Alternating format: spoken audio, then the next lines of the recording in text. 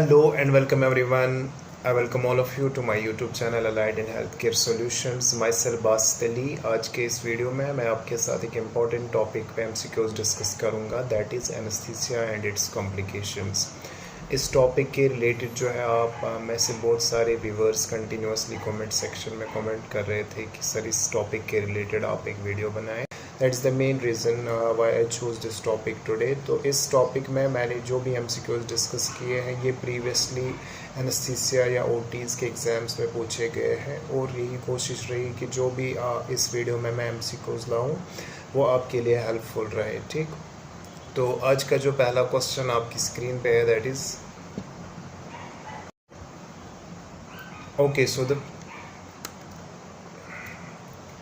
Okay, so the first question which is on your screen, general anesthesia associated common pulmonary complication in post-operative period is, यानी आपने identify करना है कि इनमें से जो है कौन सी लंग कॉम्प्लिकेशन हमें जनरल एनेस्थीसिया में पोस्ट ऑपरेटिव पीरियड में ज़्यादातर देखने को मिलती है। ठीक, आपने यहाँ पे पोस्ट ऑपरेटिव पीरियड का आपसे पूछा जा रहा है। ठीक, ऑप्शंस पहले देख लेते हैं। Pulmonary atelectasis, pneumothorax, pulmonary aspiration, pulmonary embolism. ठीक, अगर यहाँ पे बात हम देखें तो यहाँ पे जनरल एनेस्थीसिया से रिलेटेड पूछा जा रहा है। अगर स्पाइनल होता है या एपिड्यूरल तो वहाँ पे कॉम्प्लिकेशंस डिफरेंट रहती है। Usually most of the complications जो है रीनल के रिलेटेड होती है। ठीक, बट जो GA में हम कॉम्प्लिकेशंस देखते हैं तो most of the complications are related to lungs. ठीक, और अगर लंग्स में हम बात करें तो जनरल एनेस्थीसिया क्या करता है एक्चुअल में, जनरल एनेस्थीसिया ब्रीदिंग पैटर्न जो है उसको चेंज करता है। जो जनरल एनेस्थीसिया में ड्रग्स हम यूज़ करते हैं उसमें ब्रीदिंग का जो पैटर्न है वो यूजुअली चेंज होता है, जिसके कारण से जो है गैसेस एक्सचेंज जो है जो गैसेस एक्सचेंज एल्वियोलाई में है उसमें थोड़ा सा इफेक्ट होता है और उसके कारण क्या हो जाता है कि जो एल्वियोलाई है वो सडन समटाइम्स उनमें क्या हो जाता है वो डिफ्लेट हो जाते हैं। ठीक, और उसके कारण क्या होता है कि लंग कोलैप्स होता है। तो यहाँ पे जो करेक्ट ऑप्शन आपको रहेगा इस आंसर का दैट इज़ पल्मोनरी एटोलेक्टेसिस। ठीक,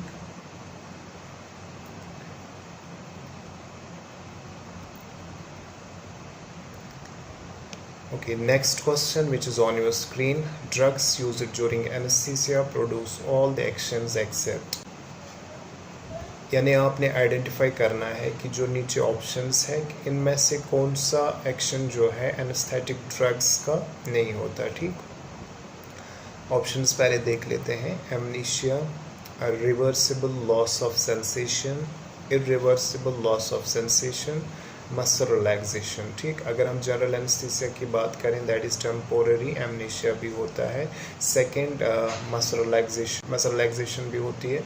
उसके बाद रिवर्सिबल लॉस ऑफ सेंसेशन जो है रिवर्सिबल, यानी जो भी हम इफेक्ट जो इनहिबिट करते हैं उसके बाद वो रिवर्स भी होता है। ठीक, तो इनहिबिट के बाद जो है उसका रिवर्स भी होता है। ठीक, बट यहाँ पे जो थर्ड ऑप्शन अगर आप देखेंगे that is irreversible loss of sensation, ये एक्चुअल में जो है इसका एक्सेप्शन रहेगा। रीज़न इसलिए क्योंकि जो भी चाहे मसल रिलैक्सेशन है या एमनीशिया है या लॉस ऑफ सेंसेशन है ये सारी जो है टेम्पोररी होती है। ठीक, इनका जो है रिवर्स भी होता है। ठीक, आफ्टर सम टाइम इसका रिवर्स होता है। तो यहाँ पे जो करेक्ट इसका एक्सेप्शन रहेगा दैट इज़ ऑप्शन C। ठीक, ऑप्शन C इसकी एक्सेप्शन रहेगा। ठीक,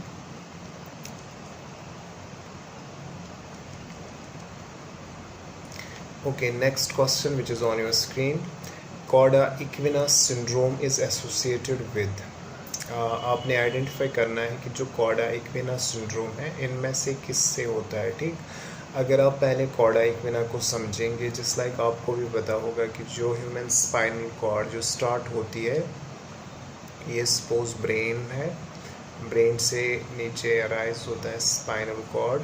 ठीक, स्पाइनल कॉर्ड से फिर अराइज होती है स्पाइनल नर्व्स। ठीक, देयर आर टोटल 31 जो हमारे पास है टोटल स्पाइनल नर्व्स होती है। ठीक, और ये स्पाइनल नर्व्स जो है एडजेसेंट इंटरवर्टिबल फोरामिनास के थ्रू जो है एग्जिट करती है। ठीक, लेकिन जो लंबर सैक्रल के नर्व रूट्स है उनके पास जो एडजेसेंट फोरामिनास जो होते हैं वो कम होते हैं, ठीक, जिसके कारण से उनका जो नरो रूट्स का बंडल बन जाता है और उस बंडल को हम नाम देते हैं कॉर्डा इक्विना।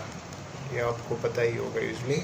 तो इस कॉर्डा इक्विना के रिलेटेड जो एक सिंड्रोम आपसे पूछा जा रहा है कि कॉर्डा इक्विना सिंड्रोम यूजुअली या मैकेनिकल इंजरी की वजह से होता है, mechanical injury to these nerves, या अगर हम ड्रग ओवरडोज देखें तो उससे भी जो है कॉर्डा इक्विना सिंड्रोम चांसेस रहते हैं, ठीक। आपने यहाँ पे आइडेंटिफाई करना है कि जो ये कॉर्डा इक्विना सिंड्रोम है इनमें से किस मेथड से चांस रहता है, ठीक। ऑप्शंस पहले देख लेते हैं। Bier's block, epidural anaesthesia, spinal anaesthesia, topical anaesthesia. Bier's block जो है यूजुअली हम लिम्स में परफॉर्म करते हैं और मोस्ट प्रोबेबली अपर लिम, जिसको हम नाम देते हैं IVRAB, इंट्रावेनस रीजनल एनेस्थीसिया। तो इसमें इसका रोल नहीं रहता कॉर्डा इक्विना सिंड्रोम का। सेकंड आपके पास जो है एपिड्यूरल एनेस्थीसिया। एपिड्यूरल एनेस्थीसिया भी जो है एक्स्ट्रा ड्यूरली देते हैं, तो इसमें भी चांस जो है नहीं रहता। थर्ड यहाँ पे जो है स्पाइनल एनेस्थीसिया। स्पाइनल एनेस्थीसिया में जो है चांस रहता है कॉर्डा इक्विना सिंड्रोम होने का, और मोस्ट प्रोबेबली जो चांस रहता है दैट इज़, अगर हम लिग्नोकेन की बात करें तो लिग्नोकेन जो है कॉर्डा इक्विना सिंड्रोम करता है, ठीक। तो स्पाइनल एनेस्थीसिया में जो है कॉर्डा इक्विना सिंड्रोम हो सकता है।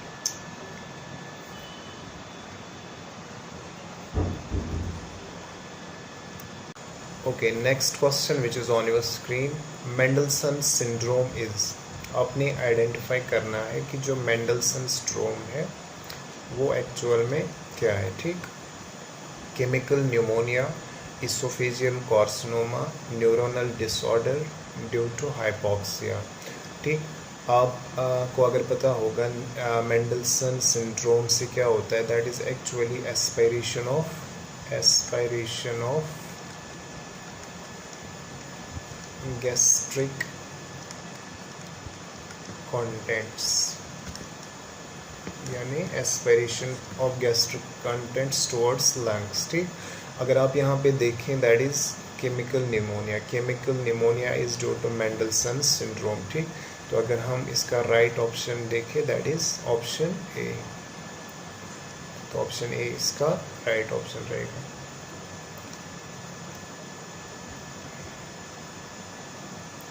Okay, next question which is on your screen. Among the following conditions there is chance of Mendelssohn syndrome except, यानी अपने जैसे ऊपर मैंने आपको बोला है मेंडलसन सिंड्रोम जो यूजुअली हम एस्पायरेशन ऑफ गैस्ट्रिक कंटेंट्स की बात करें, ठीक। तो यहाँ पे आपने आइडेंटिफाई करना है कि इनमें से जो है हर एक में इनमें से किस कंडीशन में जो है गैस्ट्रिक एस्पायरेशन चांसेस नहीं रहते, यानी मेंडलसन सिंड्रोम चांस नहीं होता, ठीक। ऑप्शंस पहले देख लेते हैं। Obesity, pregnancy, hiatus hernia, volume of gastric contents less than 10 ml। अगर बात करें ओबेसिटी में चांसेस रहता है, ठीक। प्रेगनेंसी में भी जो है मेंडलसन सिंड्रोम चांस रहता है, ठीक। थर्ड हाइटस हर्निया भी है, और यहाँ पे जो बात हो रही है volume of gastric contents less than 10 ml। अगर हम मेंडलसन सिंड्रोम की कंट्रीब्यूशन की बात करें that is volume of gastric contents more than 20 to 25 ml, ठीक। तो यहाँ पे जो है इसका एक्सेप्शन रहेगा that is volume of gastric contents less than 10 ml।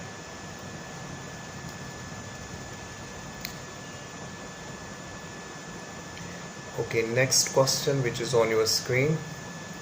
As per ASC which is not correct related to pre-operative starvation, यानी आपने आइडेंटिफाई करना है कि जो प्री ऑपरेटिव फास्टिंग है as per American society of anaesthesiologist, आपने identify करना है कि कौन सा करेक्ट नहीं है रिलेटेड टू दैट। हाँ, ASC गाइडलाइन के रिलेटेड आपने आइडेंटिफाई करना है। ऑप्शंस पहले देख लेते हैं।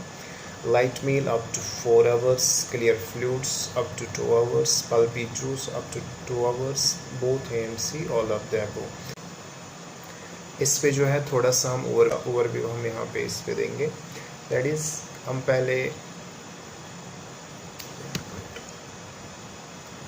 पहले हम सॉलिड फूड देखेंगे, सॉलिड, उसके बाद लाइट मील, उसके बाद थर्ड जो है नॉन ह्यूमन मिल्क, थर्ड जो है ह्यूमन मिल्क, और उसके बाद जो है pulpy juice, and last one जो है क्लियर फ्लूइड्स, क्लियर फ्लूइड्स। ठीक, अगर सॉलिड फूड की बात करें that should be stopped before 8 hours, तो 8 आवर्स पहले जो है सॉलिड फूड स्टॉप होना चाहिए। सेकंड लाइट मील, लाइट मील जो है लाइक मिल्क या ब्रेड, मिल्क या biscuit, what ever that is, that must be 6 hours before. Then after non-human milk it must be also 6 hours before. ठीक, non human milk like cow milk अगर यहाँ पे बात करें, देन ह्यूमन मिल्क यानी human breast milk जो है that is up to 4 hours, इसको याद रखेंगे। उसके बाद पल्पी जूस, तो पल्पी जूस भी अप टू 4 आवर्स तक, एंड जो लास्ट वन है that is clear fluids that is up to 2 hours. ठीक, तो आपने यहाँ पे अब आपको आइडिया आ गया होगा। तो पहले हम ऑप्शन पहला देखेंगे, light meal up to 4 hours. तो लाइट मील यहाँ पे अगर आप देखोगे that is up to 6 hours, तो यहाँ पे एक्सेप्शन रहेगी, तो यहाँ पे ये एक्सेप्शन है। Second clear fluids up to 2 hours, तो क्लियर फ्लूइड्स करेक्ट है यहाँ पे। Then pulpy juice up to 2 hours, तो पल्पी जूस मैंने बोला आपको दैट इज़ 4 आवर्स। ठीक, तो यहाँ पे जो है ए एंड सी ऑप्शन इसका राइट रहेगा। ठीक, option A and C are it's correct.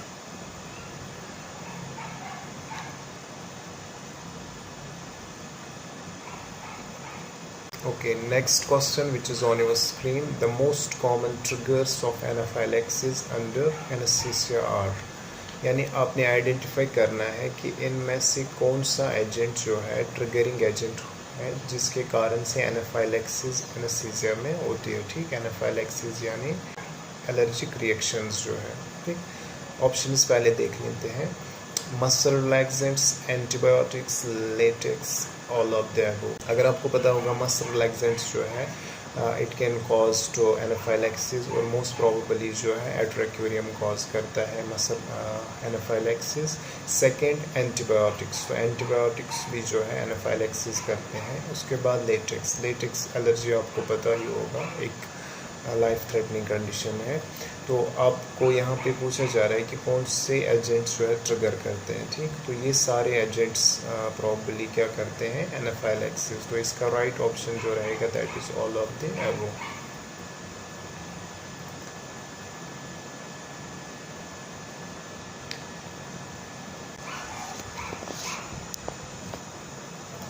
Okay, next question which is on your screen. Anaphylaxis can typically present with the following symptoms, यानी जो एनाफाइलैक्सिस अभी मैंने आपको बोला था रिएक्शन जो है यूजुअली एलर्जिक रिएक्शन, आपने यहाँ पे आइडेंटिफाई करना है कि एनाफाइलैक्सिस में हमें कौन से टिपिकली सिम्टम्स देखने को मिलते हैं। ठीक, hypertension and bronchospasm, muscle rigidity and fever, hypotension and bronchospasm, all of the above. Last one none of the above. तो अगर आपने यहाँ पे आइडेंटिफाई करना है कि कौन सा टिपिकल सिम्टम है इसका, तो उस चीज़ के लिए पहले हम ये समझें कि जैसे एनाफाइलैक्सिस की बात होगी तो यहाँ पे इन्फ्लेमेटरी रिस्पॉन्स होगा बॉडी में, इन्फ्लेमेटरी रिस्पॉन्स। ठीक, इन्फ्लेमेटरी रिस्पॉन्स में क्या होगा कि हिस्टामाइन रिलीज होगी। ठीक, तो हिस्टामाइन रिलीज होगा, हिस्टामाइन रिलीज से क्या हो जाएगा, एक वेजो डायलेशन होगी, वेजो डायलेशन में क्या हो जाएगा, कैपिलरी लीकेज बढ़ जाएगा। ठीक, कैपिलरी लीकेज इंक्रीज होगा, जिसके कारण से है जो है ब्लड प्रेशर कम होगा, that will lead to hypotension. ठीक, तो हाइपोटेंशन आपको पहला जो सिम्टम मिलेगा। और सेकंड जो है, अब जो ये इन्फ्लेमेटरी मीडिएटर्स जो रिलीज हुए इनके कारण जो है स्मूथ मसल्स जो है इनमें स्पाज्म आ जाता है, तो which can lead to bronchospasm. तो इसका जो राइट ऑप्शन यहाँ पे रहेगा that is option C, hypotension and bronchospasm, जो एक टिपिकल सिम्टम हमें एनाफाइलैक्सिस में देखने को मिलता है। ठीक,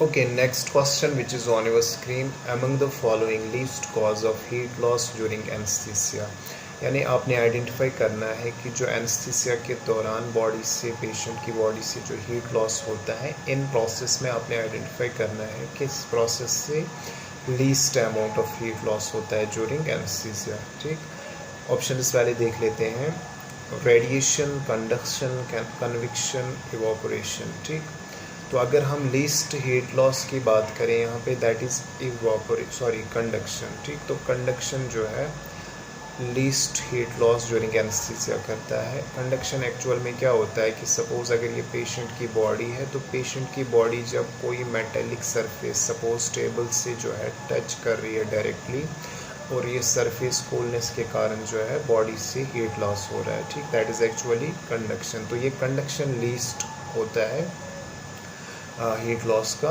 बट जो अगर कभी आपको ये भी पूछा जाता है कि जो highest cause of heat loss during anaesthesia होता है, दैट एक्चुअली इज़ रेडिएशन, जो अप्रॉक्सीमेटली जो है मोर देन 60% कॉज होता है हीट लॉस का ड्यूरिंग एनेस्थीसिया। रेडिएशन में क्या होता है, जो एक्सटर्नल एनवायरनमेंट का टेम्परेचर लेस होने के कारण बॉडी से हीट वेव्स जो है रेडिएट हो जाती है, और जिसके कारण से जो है हीट लॉस मैक्सिमम होता है। ठीक, अगर हाईएस्ट पूछा जाए दैट इज़ रेडिएशन, बट जो लीस्ट यहाँ पे है दैट इज़ एक्चुअली कंडक्शन। ऐसे भी ऑर्डर में आप याद रख सकते हैं।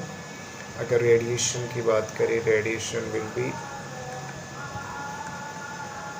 Highest, then there will B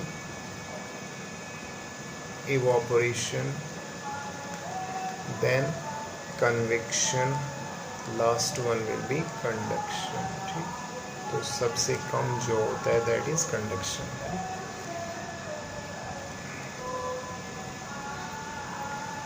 next question which is on your screen, which of the following is false in response to post operative shivering, यानी आपने आइडेंटिफाई करना है कि जो पोस्ट ऑपरेटिव पीरियड में श्योरिंग होती है पेशेंट्स में, उसके रिलेटेड आपने फॉल्स रिस्पॉन्स देखना है इसमें से। हाँ, ऑप्शंस पहले देख लेते हैं।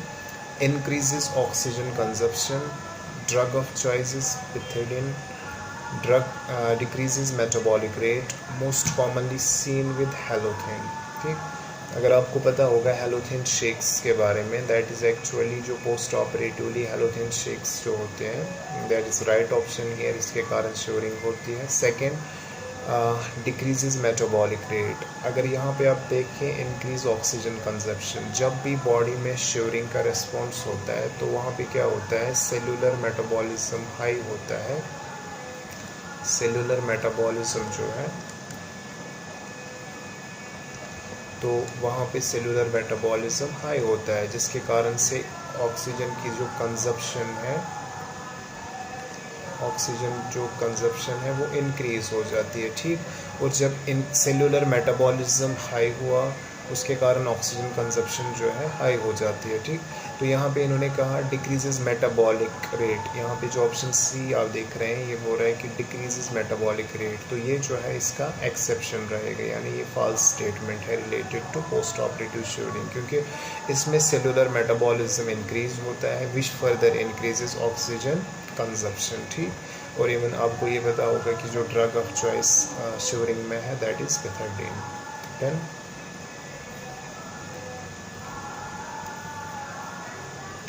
Okay, next question which is on your screen, drug used to treat malignant hyperthermia, आपने आइडेंटिफाई करना है कि जो नीचे ड्रग्स दिए हैं इसमें से कौन सा ड्रग हम मैलिग्नेंट हाइपरथर्मिया केस को ट्रीट करने में यूज़ करते हैं। ऑप्शंस पहले देख लेते हैं, पिथेडिन, dantrolene, fentanyl, morphine.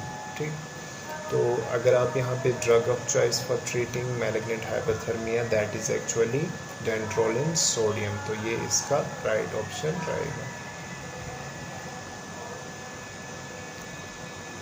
Okay, next question which is on your screen, drug which can be given in malignant hyperthermia, यानी आपने आइडेंटिफाई करना है कि इन ड्रग्स में कौन सा ड्रग हम मैलिग्नेंट हाइपरथर्मिया में दे सकते हैं। ठीक, ऑप्शंस पहले देख लेते हैं, procaine, propofol, both A and B, scoline. ठीक, तो drug which can be given in malignant hyperthermia. तो यहाँ पे जो है आप अगर याद रखेंगे लोकल एनेस्थेटिक प्रोकेन जो है वो हम drug of choice in malignant hyperthermia कहते हैं।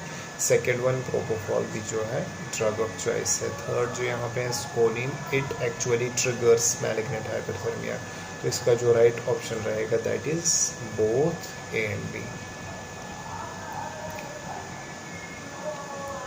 Okay, next question which is on your screen. Which of the following is an indicator of an malignant hyperthermia crisis? यानी एक मैलिग्नेंट हाइपरथर्मिया क्राइसिस केस में जो है कौन सा हमें इंडिकेटर होता है कि पेशेंट को जो है मैलिग्नेंट हाइपरथर्मिया है। ठीक, ऑप्शंस पहले देख लेते हैं। Jaw muscle relaxation, low end tidal carbon dioxide level, bradycardia, dark brown urine. अगर यहाँ पे मैलिग्नेंट हाइपरथर्मिया क्राइसिस की बात करें तो मैलिग्नेंट हाइपरथर्मिया क्राइसिस में जॉ मसल रिलैक्सेशन नहीं, जॉ मसल स्पाज्म्स होते हैं। ठीक, सेकंड लो एंटाइडल कार्बन डाइऑक्साइड लेवल्स, यहाँ पे जो है सेलुलर मेटाबॉलिज्म इंक्रीज होता है जहाँ पे production of carbon dioxide high होता है। ठीक, तो कार्बन डाइऑक्साइड लेवल्स जो है हमें इंक्रीज मिलते हैं ना कि डिक्रीज। ठीक, तो ये भी इसका राइट नहीं है। ब्रेडिकार्डिया, मैलिग्नेंट हाइपरथर्मिया क्राइसिस में जो है टेकिकार्डिया हमें पेशेंट को देखने में मिलता है rather than bradycardia. Last one जो है डार्क ब्राउन यूरिन। अगर आप यहाँ पे याद रखेंगे दैट इज़ जब भी मसल सेल ब्रेक डाउन होता है तो उसमें जो निकलता है मसल सेल ब्रेकडाउन जो होता है उसमें हमें निकलता है myoglobin.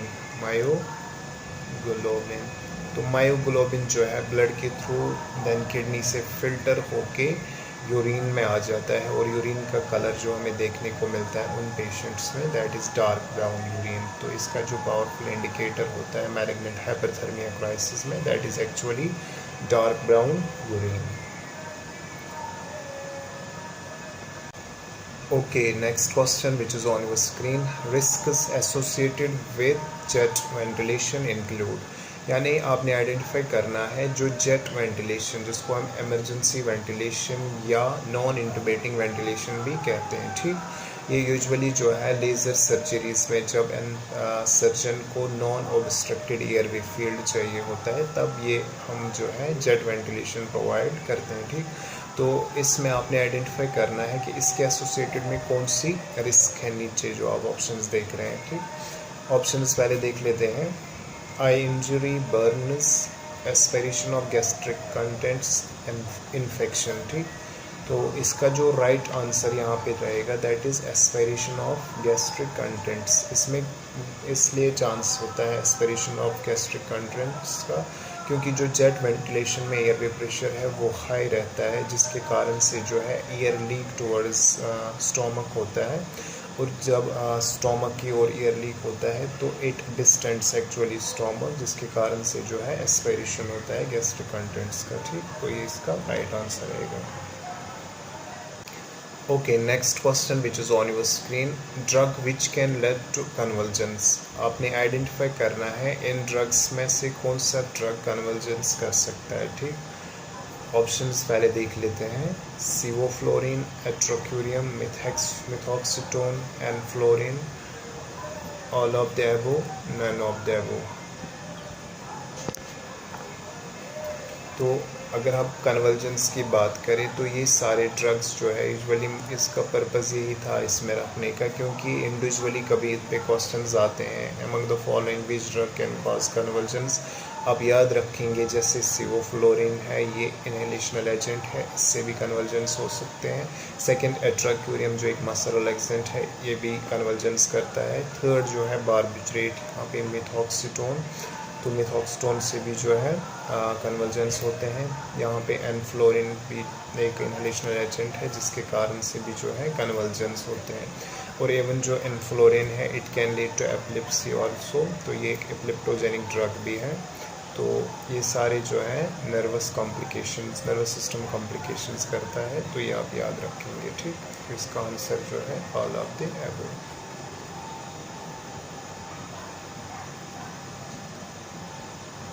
Okay, next question which is on your screen.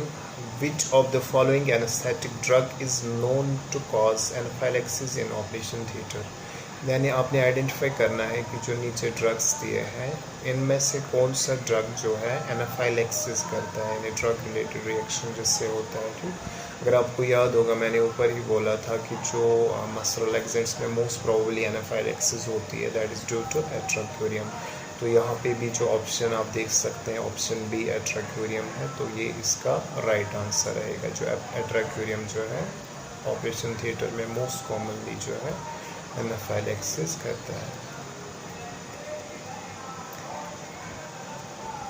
Okay, next question which is on your screen. Ketamine hallucination can be decreased bye. Ketamine जो एक डिसोसिएटिव एनेस्थीसिया ड्रग भी जिसको हम कहते हैं, इसके कारण से जो है हेलुसिनेशंस होते हैं। ठीक, उन हेलुसिनेशंस को डिक्रीज कौन से ड्रग से करते हैं। ठीक, ऑप्शंस पहले देख लेते हैं।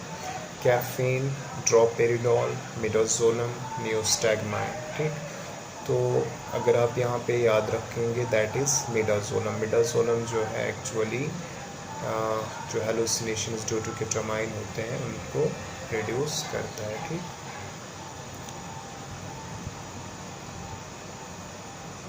next question which is on your screen. Malignant hyperthermia is due to abnormality of which receptor? ये आप याद रखेंगे, इसके रिलेटेड यूजुअली क्वेश्चन पूछे जाते हैं। ठीक, जो मैलिग्नेंट हाइपरथर्मिया है वो एक्चुअल में कौन से रिसेप्टर की एबनॉर्मेलिटी से होता है। ठीक, ऑप्शंस पहले देख लेते हैं। राइनोडिन, डोपामीन, एसिटाइलकोलिन, हिस्टामाइन। ठीक, तो मैलिग्नेंट हाइपरथर्मिया जो है एक्चुअली राइनोडिन रिसेप्टर्स जो एक मसल सेल में यूजुअली एक रिसेप्टर होता है जिसका वर्क ये होता है कि जो इंट्रासेलुलर कैल्शियम रिलीज करता है। ठीक, नॉर्मल सर्कमस्टेंसेस में जब भी इसमें कोई डिफेक्ट होता है दैट इज़ एक्चुअली एक जेनेटिक डिसऑर्डर है। अगर आप देखेंगे मैलिग्नेंट हाइपरथर्मिया जो इसके राइनोडिन रिसेप्टर के जीन्स होते हैं वो यूजुअली प्रेजेंट होते हैं क्रोमोसोम नंबर 19 पे। तो जेनेटिक डिफेक्ट के कारण जो है इसमें एबनॉर्मेलिटी रहती है और इसके कारण से जो है एक्सेसिव रिलीज ऑफ कैल्शियम करता है और ये मैलिग्नेंट हाइपरथर्मिया उसी से फिर होता है। ठीक, तो ये आप याद रखेंगे जो एबनॉर्मेलिटी होती है वो एक्चुअली राइनोडिन रिसेप्टर्स की होती है। ठीक, तो ये थे कुछ questions related to anaesthesia and its complications. I hope ये वीडियो आपके लिए हेल्पफुल रहे। मिलते हैं नेक्स्ट वीडियो में किसी और टॉपिक पे, तब तक के लिए अल्लाह हाफिज़, बाय।